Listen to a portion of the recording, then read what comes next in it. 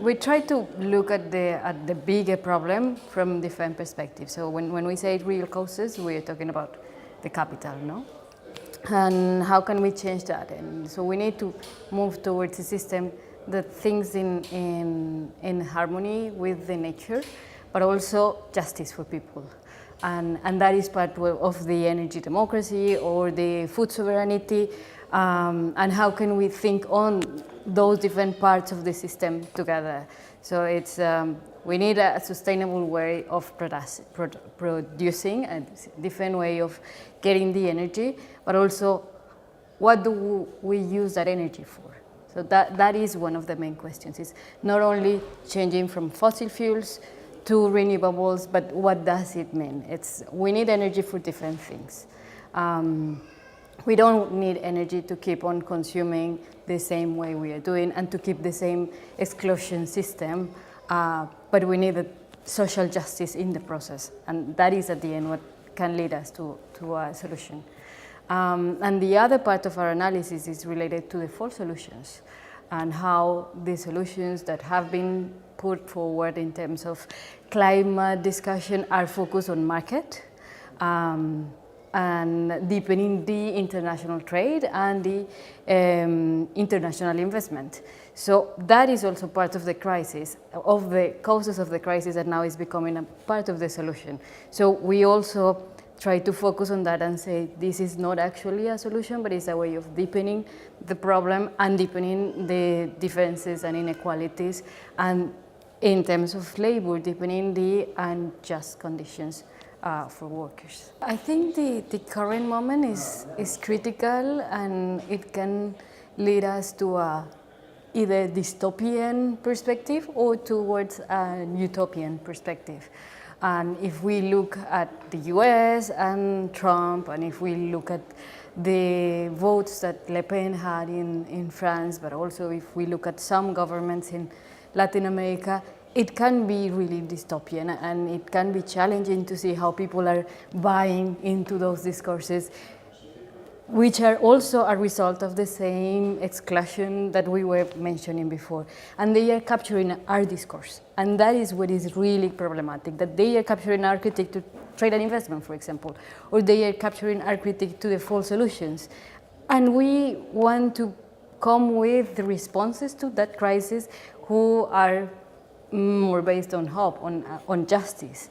So that is why we need to move towards this utopian part of the world.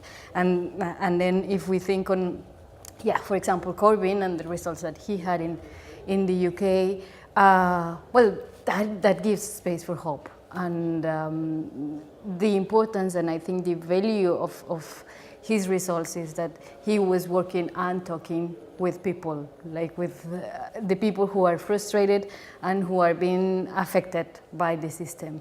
So we need to work more and come up with more collaboration in terms of producing ideas and producing proposals from the movements. And in that collaboration within the movements, also we can relate to these alternative proposals in terms of parties and governments when they are there. Super. Is there anything else you want to add? Or? Maybe, what I said about the fact that the trade unions for energy democracy is providing challenging answers to difficult questions. It's really positive in this critical moment, but it also helps to approach with movements from other sectors or other constituencies, for example, with peasants. The fact that we are looking from different perspectives into the same radical proposal brings us together, and that is really important if we want a real solution. Address the fact that people are talking about their livelihoods. So sometimes we tend to look at the bigger picture and ignore the fact that people are living from their jobs. An example that for me is really helpful, I've seen that in my country, in Colombia. The biggest coal mine, open pit coal mine in South America, and one of the biggest in the world is in the northern part of Colombia. And the workers, the trade union in that mine, together with the indigenous and Afro-descendant communities who live in that area, they found a way of working together by recognizing that the problem is that the land, the region, the real livelihood is being destroyed. So the workers, they say, yeah, we know that we might face losing our jobs, but we are facing, on one hand, really bad work conditions. So that is something that they need to fight for.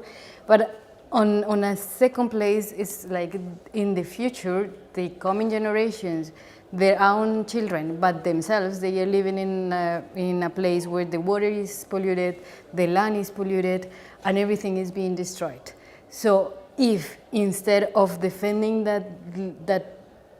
those bad conditions, they work together with the people, and they are also indigenous, they are also Afro-descendants, with their own communities, they can actually use their important role as trade unions in the negotiation with the company to make pressure for a better solution for the region, which in their discussions implies that the company should leave and stop extracting coal. But also by leaving, they need to restore the conditions of the region.